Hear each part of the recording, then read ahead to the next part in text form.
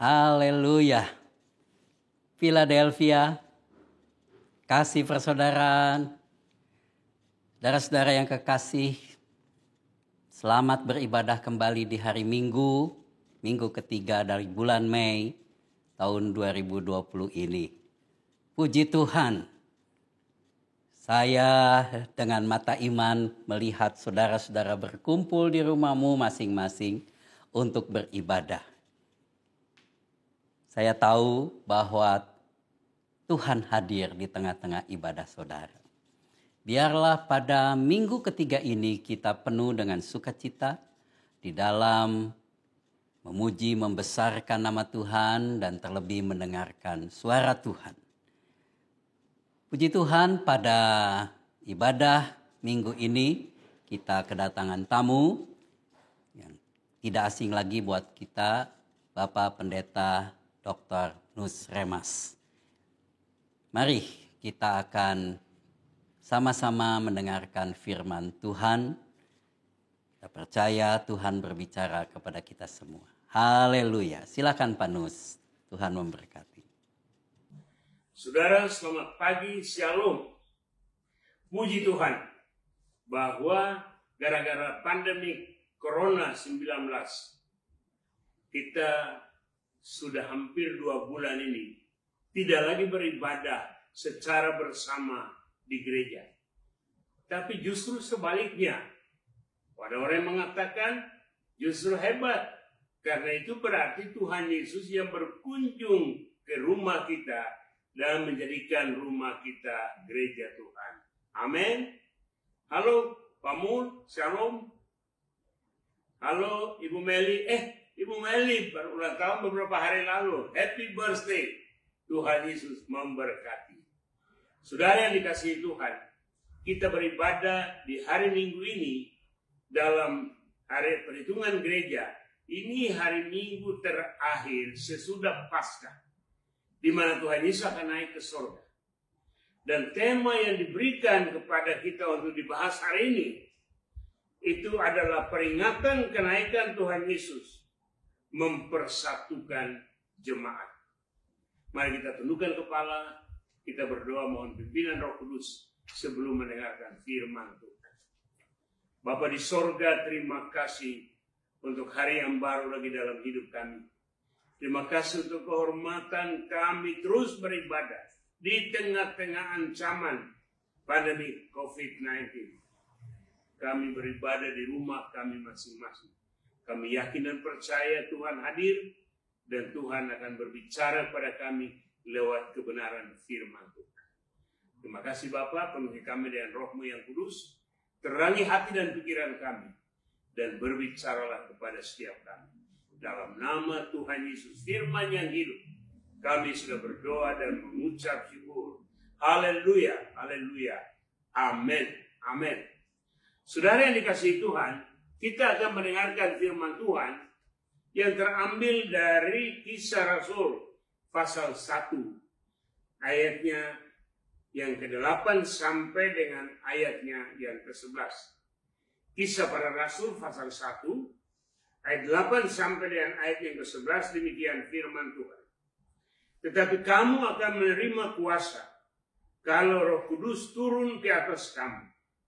Dan kamu akan menjadi saksiku di Yerusalem dan di seluruh Yudea dan Samaria dan sampai ke ujung bumi.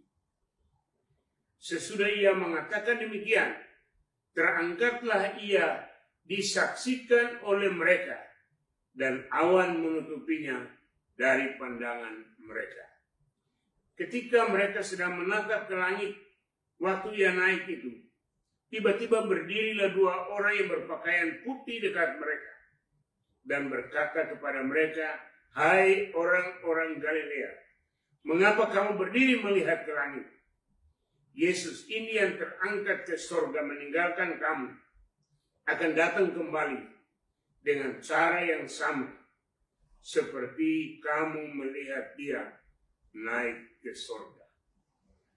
Saudara yang dikasihi Tuhan, kehidupan Tuhan Yesus itu unik. Mulai daripada kelahirannya sampai kepada kematiannya di atas kayu salib. semuanya sudah dipersiapkan. Semuanya sudah secara terinci. Sudah dinubuatkan dalam Alkitab. 315 nubuatan tentang kedatangan Tuhan Yesus pada kali yang pertama. Bayangkan, dia rela lahir di kandang yang hina. Masa hidupnya hanya 33,5 tahun. Tapi dia melakukan banyak hal, banyak mujizat. Dia memberi makan bagi yang lapar. Dia menyembuhkan mereka yang sakit. Dia bahkan membangkitkan mereka yang sudah mati. Puji Tuhan. Dan di dalam ketika mengapa dia harus naik ke surga? Sesudah kebangkitannya. Sesudah kebangkitan Tuhan Yesus, dia tidak langsung naik ke surga. Tapi dia berputar dulu 40 hari. Dalam 40 hari dia menampakkan diri kepada berbagai orang. Secara pribadi kepada Petrus, Simon Petrus, yang notabene, yang justru menyangkal Tuhan Yesus di saat penderitaan. Dia juga menampakkan diri secara pribadi pada Thomas yang tidak percaya bahwa Yesus bangkit. Dia iman karena melihat kenyataan. Dia juga menampakkan diri pada perempuan-perempuan yang ke kuburan pagi hari. Dia menampakkan diri kepada murid-murid, 10 murid maupun 11 murid. Dia juga menampakkan diri kepada 500 orang saudara sekaligus dan lain-lain. Semuanya sudah lengkap. Kemudian dia membawa para muridnya dan banyak orang lagi yang mengikuti ke sebuah bukit yang namanya Bukit Zaitun. Bukit Zaitun itu merupakan suatu bukit yang luar biasa. Dan di atas Bukit Zaitun itu dibangun sebuah, sekarang ini kalau kita ke Yerusalem, ada bangunan masjid. Tapi semua tahu bahwa tempat itu adalah tempat di mana Yesus naik ke surga. Dulu pertama kali sebelum dikuasai oleh saudara kita yang beragama Islam, itu adalah gereja. Dan gereja itu unik. Gereja itu dibangun, justru ada temboknya tapi tidak ada atapnya. Mengapa tidak ada atapnya? Karena itu secara simbolis menunjukkan bahwa dari tempat ini Tuhan Yesus terangkat ke surga. Luar biasa. Gambaran tentang kehidupan Yesus di Israel, di Yerusalem, dan sekitarnya. Nah, mari kita lihat kenapa Tuhan Yesus naik ke surga. Hal yang pertama, dia naik supaya dari surga dia mengirimkan yang namanya Roh Kudus. Roh Kudus menjadi penolong. Roh Kudus yang menerangi hati dan pikiran kita. Roh Kudus itulah yang membimbing kita untuk pengenalan akan Allah secara benar. Membimbing kita untuk memahami kebenaran firman Tuhan di dalam Alkitab. Roh Kudus juga memberi kekuatan, memberi penghiburan, memberi pengharapan. Dan kemudian kita melihat bahwa dia naik ke surga. Di dalam Ibrani pasal 4 ayat 16. Dan selanjutnya dikatakan, dia naik ke surga sebagai imam besar yang mendoakan, imamat rajani, yang tiap-tiap hari dia peduli kepada kita. Dia perhatikan di mana kita. Dia tahu bahwa kita menghadapi tantangan, kesulitan, baik COVID-19 maupun dampak ekonomi dan lain-lain. Tapi dia menjadi Bapa yang peduli dan memperhatikan kita. Dia juga menjadi seorang pribadi yang bukan saja memperhatikan, tapi dikatakan lebih lanjut bahwa dia juga menjadi pembela. Dalam 1 Yohanes 1, dia membela kita. Saya bersyukur melayani 47 tahun lebih. Ada begitu banyak tantangan. Tapi Kristus adalah pembela. Dia membela dalam saat yang sulit. Dalam saat yang bagaimanapun. Di saat saya tidak berdaya, Kristus menjadi pembela. Dia bukan saja membela kita, tetapi dia juga sedang bekerja bersama-sama dengan kita. Dalam Markus pasal 16, ayat 19 sampai 20. Dia sedang bekerja bersama-sama dengan kita ketika dia memberikan kita mandat ilahi untuk pergi memberitakan Injil, kabar baik. Dia tidak membiarkan kita jalan sendiri, tapi kita pergi bersama-sama dengan dia. Dia menyertai kita. Menarik bahwa sesudah Tuhan Yesus naik ke sorga, dia menekankan pada para murid. Waktu itu mungkin ada yang, kagum, kok bisa terbang sendiri? Ada yang mungkin bertepuk tangan, ada yang bangga, tapi ada juga yang mungkin sedih. Tapi Tuhan Yesus mempersiapkan 2 orang malaikat berdiri dan mengatakan kepada mereka, sebagaimana yang kamu lihat hari ini dia naik ke surga, dia akan datang kembali sama seperti yang kamu lihat. Sekarang pergi ke Yerusalem di bait Allah. Kamu membangun persatuan di dalam doa bersama. Untuk mempersiapkan penolong yang akan datang. Dan puji Tuhan, ketika Roh Kudus datang, maka terjadilah pertobatan awal. 3.000 orang yang bertobat sekaligus. Dan menarik kalau kita membaca terus Kisah Para Rasul sampai pasalnya yang kedua.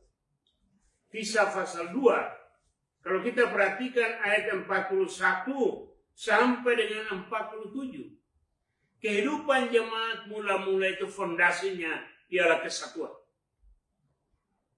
Ternyata kenaikan Tuhan Yesus ke surga lebih memperkuat kesatuan di dalam jemaat orang-orang percaya. Puji Tuhan.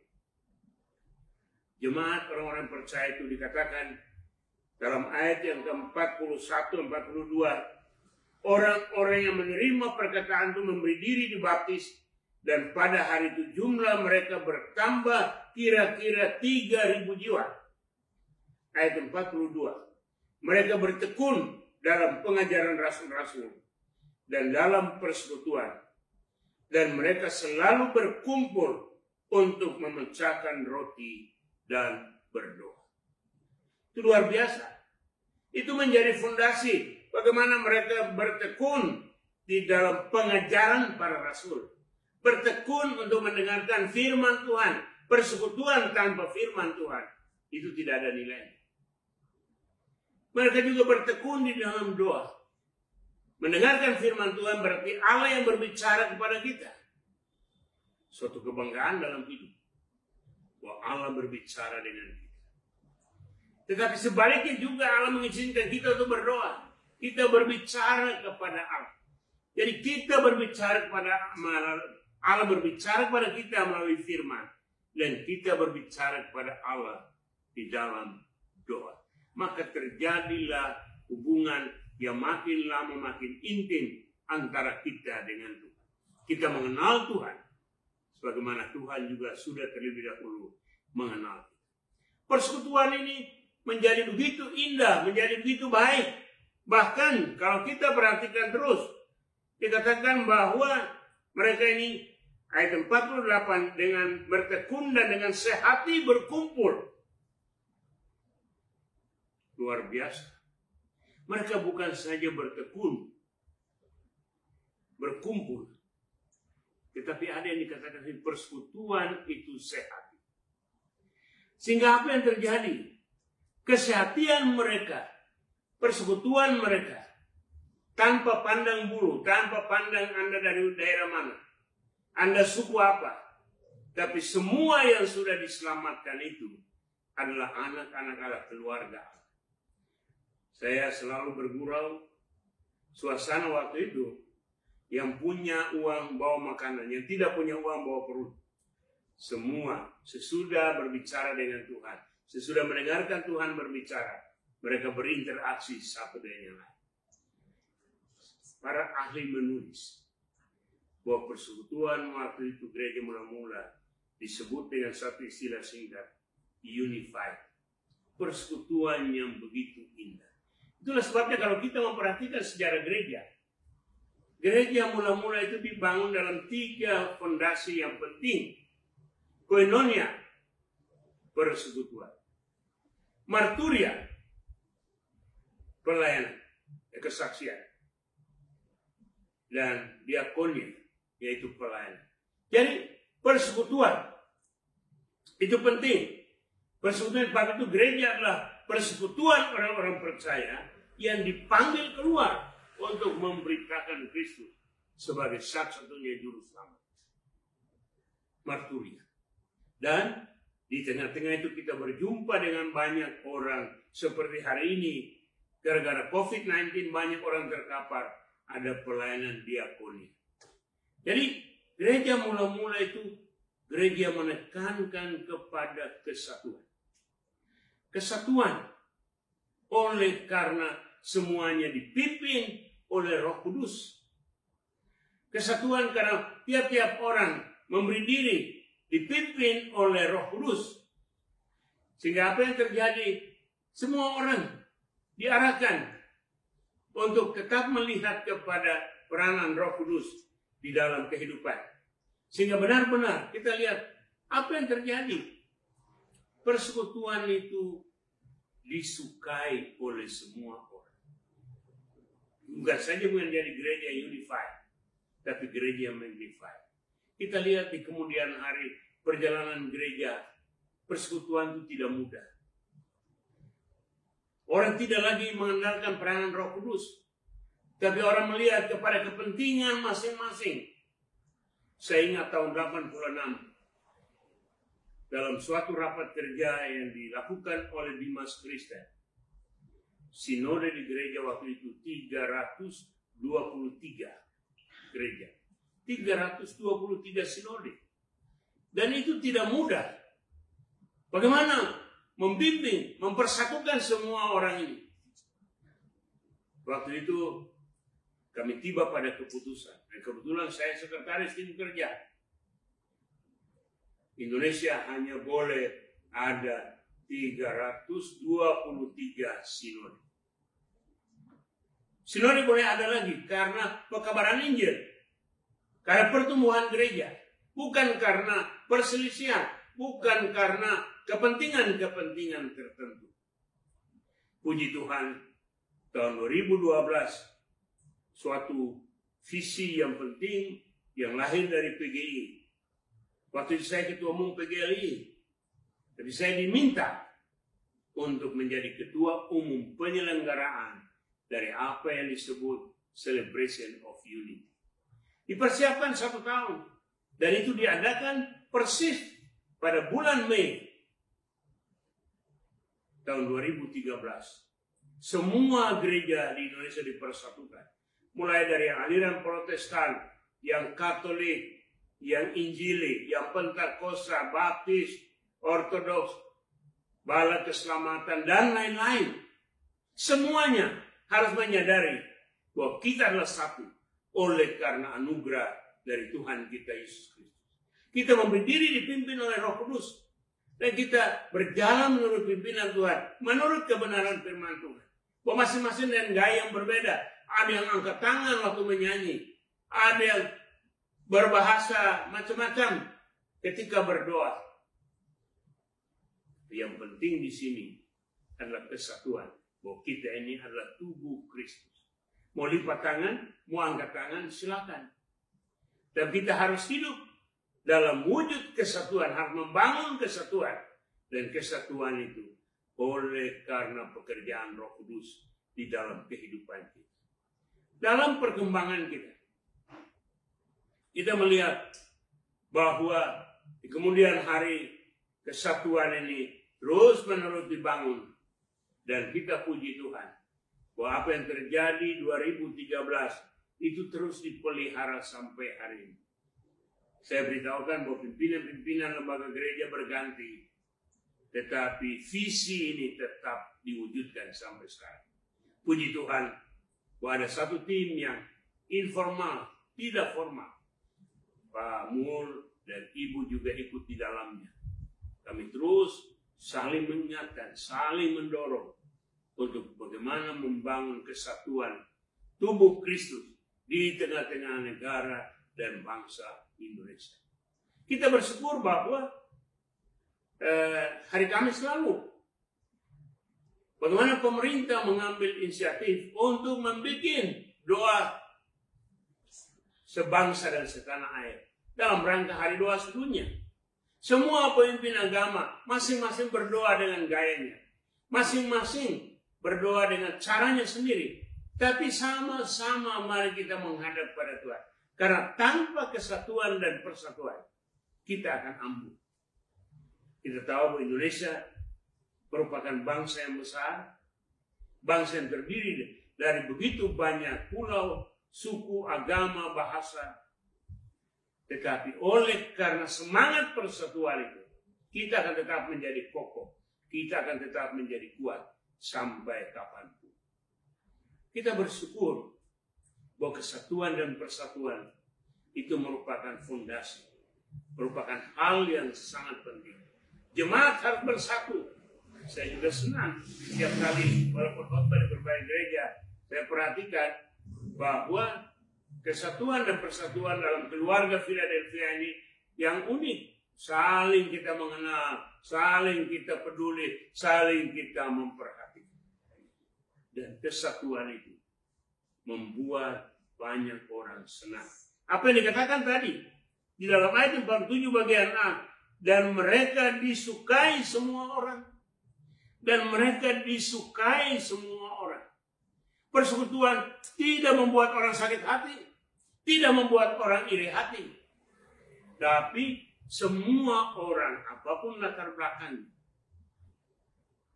semua menyukai persekutuan orang-orang percaya, persekutuan orang-orang yang memberi diri dipimpin dan dikuasai oleh Roh Kudus. Mari kita lihat bahwa dari waktu ke waktu kita bersekutu, apakah di gereja atau di rumah seperti sekarang ini, kita harus mengevaluasi. Saya berulang-ulang mengatakan, apakah ketika kita bersekutu Tuhan tersenyum atau Tuhan geleng-geleng kepala? Itu sangat penting supaya persekutuan kita itu benar-benar menjadi persekutuan yang menjadi berkat, persekutuan yang disukai oleh semua orang. Bayangkan, semua orang senang, semua orang datang ke gereja. Itu luar biasa. Berapa banyak gereja bisa menampung. Tapi hari ini banyak orang lari lagi, dia pergi lagi karena dia tidak senang. Gereja mula-mula membangun persekutuan jemaatnya dengan cara yang disukai oleh semua orang. Puji Tuhan. Yang ketiga, dia bukan saja menjadi gereja unified, gereja yang magnified, yang disukai. Tapi luar biasa di sini ialah gereja yang disukai oleh Allah. Jadi manusia senang, tapi Tuhan senang. Persekutuan itu bukan saja menyenangkan hati orang, tapi juga menyenangkan hati Tuhan.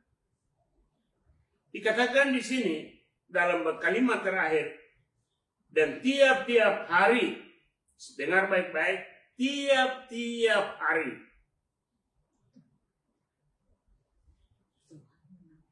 Tuhan menambah jumlah mereka dengan orang-orang yang diselamatkan. Tiap hari Tuhan menambah jumlah mereka dengan orang-orang yang diselamatkan. Itu luar biasa. Bayangkan kalau tiap hari orang diselamatkan datang ke gereja ini, seluruh gedung ini diperluas lagi, seluruh mall ini tidak bisa menampung. Tapi itu terjadi mujizat oleh karena mereka saling mengasihi. Tekun dalam firman, tekun dalam doa, tekun dalam peduli terhadap sesama. Hal yang kedua, karena mereka, tampilan mereka menyenangkan banyak orang, disukai oleh semua orang. Dan yang ketiga, disukai oleh Allah. Karena itu Allah menambahkan jumlah mereka tiap-tiap hari. Bukan sebulan sekali, bukan setahun sekali, satu orang. Tiap-tiap hari Tuhan menambahkan jumlah mereka. Nah, ini menjadi hal yang sangat penting dalam kita punya persekutuan gereja, persekutuan jemaat. Perlu sekali kita tiap-tiap kali merefleksi ulang.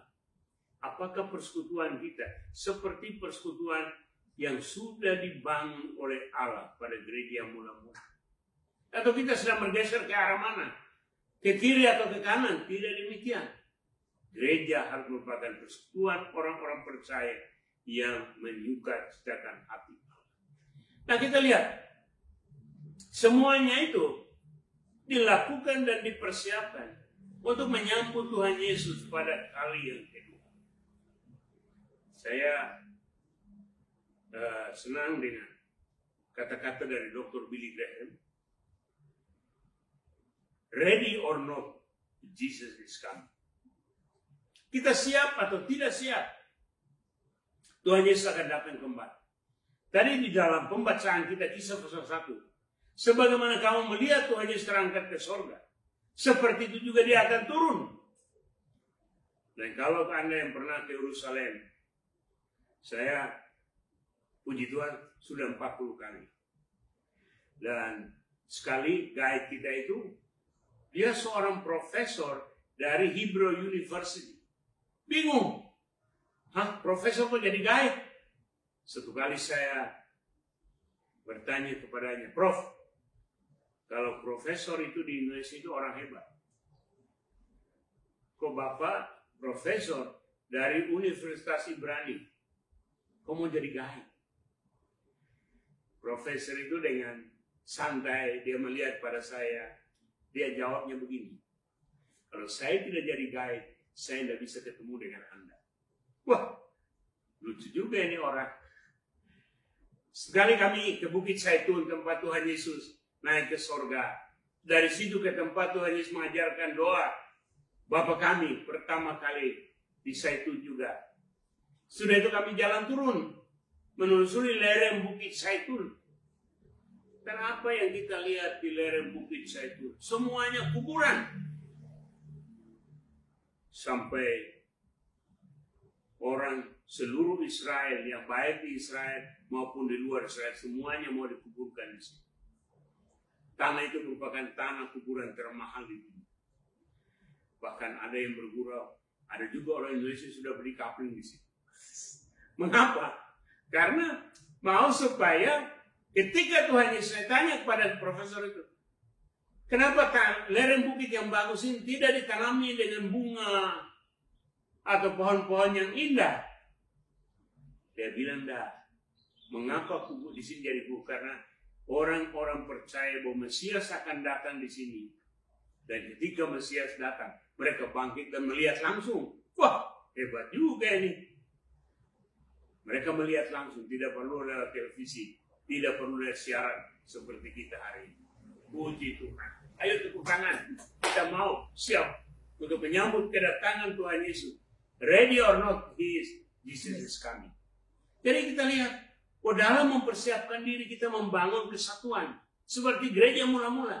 Saling mendoakan, saling tekun dalam mendengarkan firman Tuhan. Saling berbagi. Sehingga terjadilah keharmonisan. Kita menjadi gereja yang unified. Gereja yang magnified. Gereja yang multiply. Kita turun lagi. Di bawah lereng Bukit Zaitun. Kita melihat bukan saja kuburan di situ, tapi di tembok Yerusalem itu ada kota tembok yang ada banyak pintu. Tapi satu-satunya pintu yang belum dibuka sampai hari namanya Golden Gate. Dan ternyata di bawah Golden Gate, di bawah tembok itu banyak kuburan dari saudara-saudara kita yang lain. Saya tanya, guys, kenapa? Ya mereka juga mau supaya melihat Mesias itu datang. Mereka juga melihat. Bahwa soal dia ke surga atau ke neraka itu urusan Tuhan. Dan mereka juga mau menyaksikan. Nah, kita lihat bahwa orang-orang ini mempersiapkan diri. Dia mempersiapkan diri untuk kedatangan Tuhan Yesus pada kali yang kedua. Dan Tuhan sekarang kita mengalami berbagai tantangan, kesulitan, pergumulan. COVID-19 akan membawa dampak ekonomi, dampak sosial, dampak politik, dampak keamanan. Tapi kita percaya, sebagai orang percaya kita fokus membangun kesatuan, membangun persatuan untuk menyambut kedatangan Tuhan Yesus pada kali yang kedua sebagai Raja di atas segala raja. Ready or not, Jesus is coming. Nah, jadi kita lihat bahwa sesuai dengan tema kita hari ini, kita berjalan terus di tengah-tengah tantangan yang bagaimanapun. Tantangan dan pergumulan selalu ada. Tapi Tuhan tidak pernah membiarkan kita. Dia akan terus membimbing kita. Dia menyediakan hari depan yang penuh harapan. Mari kita bergandengan tangan, membangun kesatuan dan persatuan. Kita tundukkan kepala dan kita berdoa. Bapa di sorga, terima kasih untuk kebenaran firman Tuhan hari ini, yang kembali mengingatkan kami bagaimana kami membangun persekutuan jemaat, sehingga benar-benar menjadi persekutuan yang menyenangkan seorang terhadap yang lain, yang menyenangkan orang-orang di sekitar kami, dan teristimewa menyenangkan hati Tuhan. Karena kami percaya, jika Tuhan disenangkan, Tuhan menambahkan jumlah, bahkan Tuhan memberkati kami sekalian. Penuhi kami semua dengan Roh-Mu yang kudus, agar dari hari ke hari kami membangun persekutuan yang menyenangkan hati Tuhan dalam menyambut kedatangan Tuhan Yesus pada kali yang kedua. Berkati jemaat-Mu di tempat ini, berkati gembala, berkati semua pengerja, berkati semua anggota jemaat dimanapun mereka berada saat ini. Dalam nama Tuhan Yesus, nama di atas segala nama, kami sudah berdoa dan mengucap syukur. Haleluya, haleluya, haleluya. Amin, amin.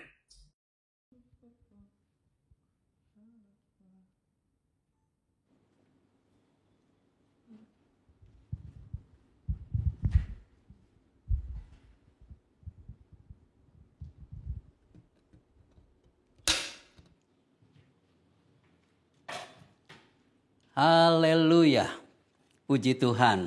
Terima kasih Panus. Saudaraku, kiranya firman Tuhan boleh memberikan kembali motivasi dan kekuatan buat kita menghadapi situasi saat ini. Menjelang kita memperingati kenaikan Tuhan Yesus ke sorga, di mana kita semua akan mengadakan juga ibadah seperti ini di rumah saudara masing-masing pada hari Kamis tanggal 21 Mei yang akan datang. Saudaraku, tiba saatnya kita akan bersekutu dengan tubuh dan darah Yesus. Persiapkanlah roti dan anggur di tempat saudara masing-masing sambil kita merenungkan kasih karunia Tuhan. Ingat kasih Tuhan, ingat kebaikannya kepada kita. Mari kita berdiri semua dan nyanyikan lagu ini menjadi lagu doa kita sebelum kita bersekutu dengan tubuh dan darah Yesus. Haleluya.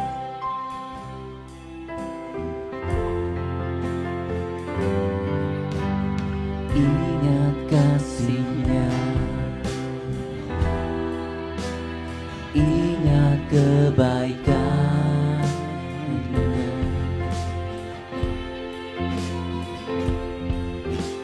dan anugerah-Nya.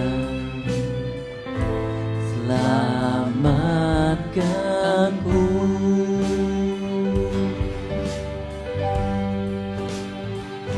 sebab kasih-Nya setinggi langit,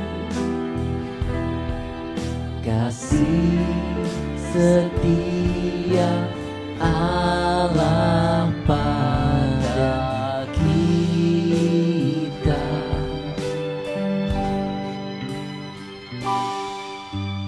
Besar kasih Allah pada kita. Ku takkan lupa kasih-Nya. Ku takkan lupa kasih-Nya.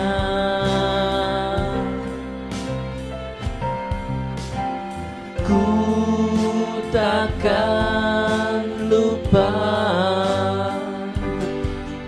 anugerah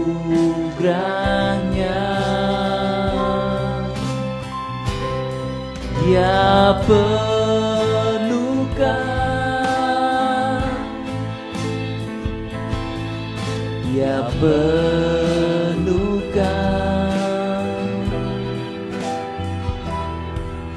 ya puaskan hasratku.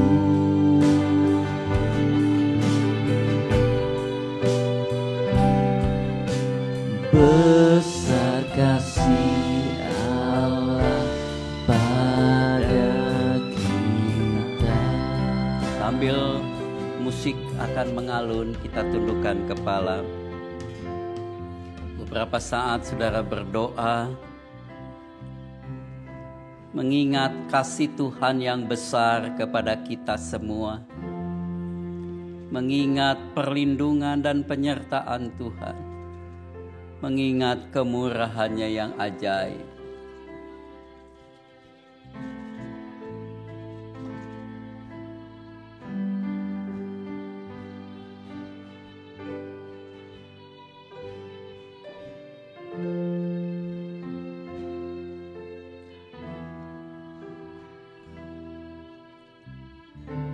Haleluya.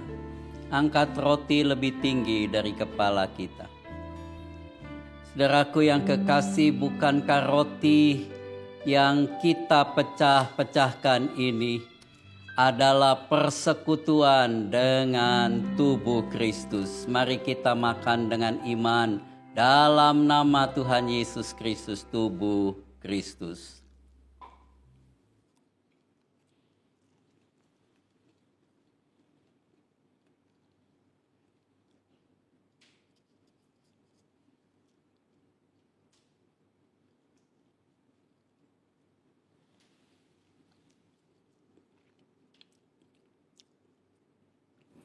Angkat cawan minuman lebih tinggi dari kepala kita. Taruh tangan kiri saudara di hatimu.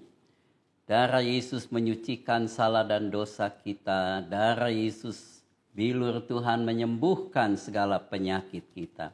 Dengan iman yang sakit pada saat ini, katakan aku sembuh. Yang lemah katakan aku kuat. Saudaraku yang kekasih, bukan kacauan pengucapan syukur yang atasnya kita mengucap syukur adalah persekutuan dengan darah Kristus. Haleluya, mari kita minum dengan iman dalam nama Tuhan Yesus, darah Yesus.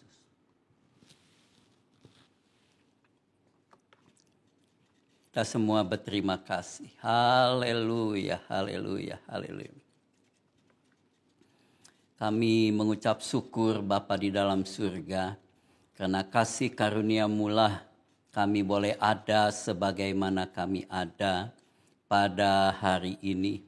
Kami masih boleh datang mengucap syukur, beribadah kepadamu. Semuanya adalah kasih karunia Tuhan.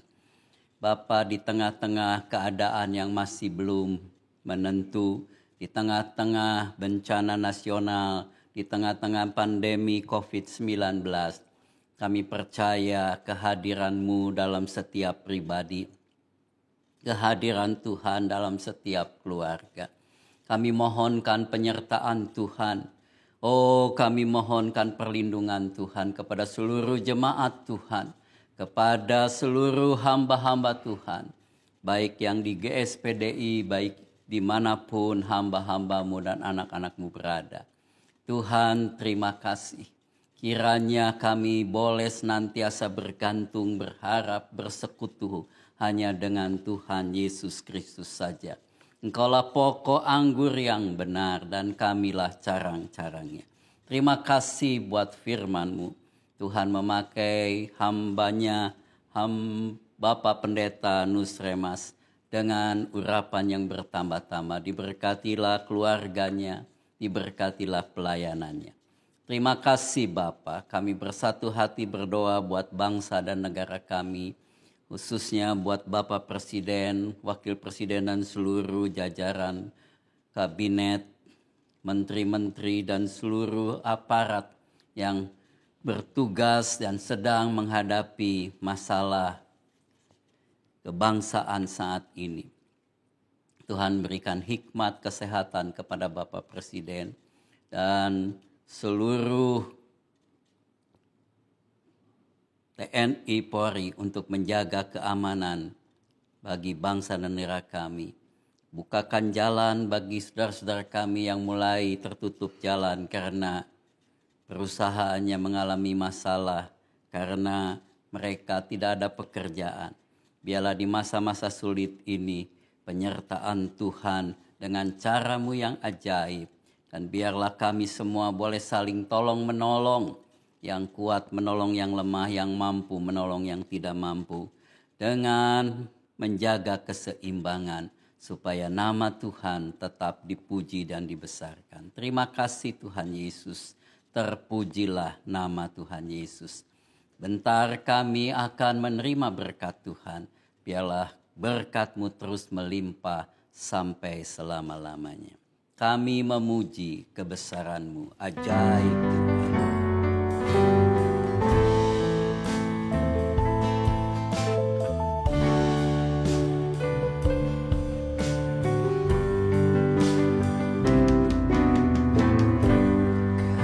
Kami memuji kebesaran-Mu, Kebesaran-Mu, ajaib Tuhan, ajaib Tuhan. ajaib Tuhan. Kami memuji kebesaran-Mu. Kami memuji kebesaran-Mu, Kebesaran-Mu, ajaib Tuhan, ajaib Tuhan.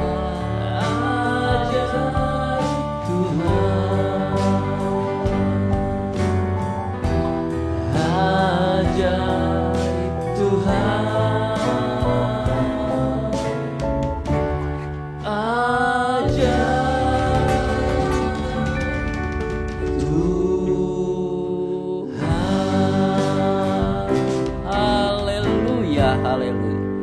Angkat tangan iman saudara menerima berkat Tuhan. Saudaraku yang kekasih dimanapun saudara berada, dengan iman terimalah berkat anugerah dari Bapa di surga, kasih sayang Tuhan kita Yesus Kristus, persekutuan dengan Allah Roh Kudus menjadi milik kepunyaan kita semua, mulai hari ini sampai Maranatha. Tuhan Yesus datang kembali sampai selama-lamanya. Di dalam nama Bapa, Putra, dan Roh Kudus, dalam nama Tuhan Yesus Kristus. Haleluya. Terima kasih Yesusku, terima kasih Yesusku, puji syukur hanya bagi Tuhanku. Terima kasih Yesusku, terima kasih Yesusku, puji syukur hanya bagi Tuhanku.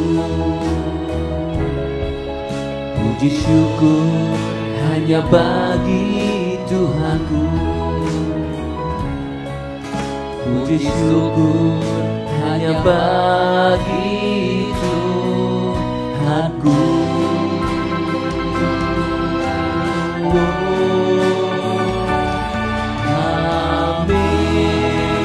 In Jesus name. Amin. Silakan saudara bersaat teduh sebentar, mengucap syukur akan kebaikan Tuhan.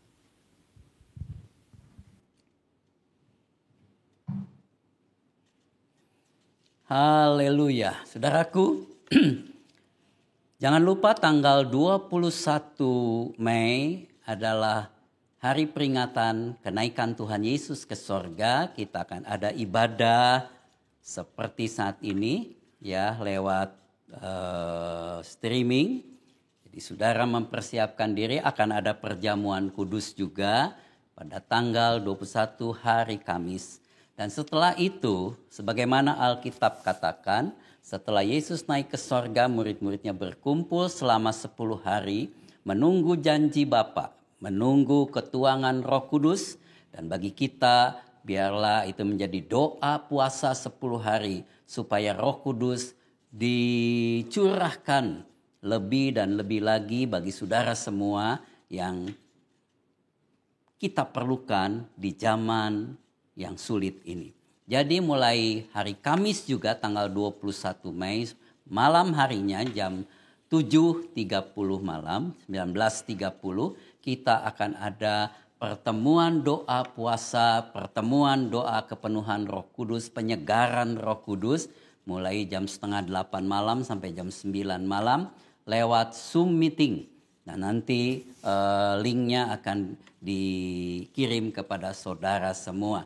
Jadi jangan lupa saudara juga setia mengikuti doa 10 malam tanggal 21 Mei sampai tanggal 30 Mei selama 10 hari. Tuhan memberkati saudara. Tetap semangat. God bless you.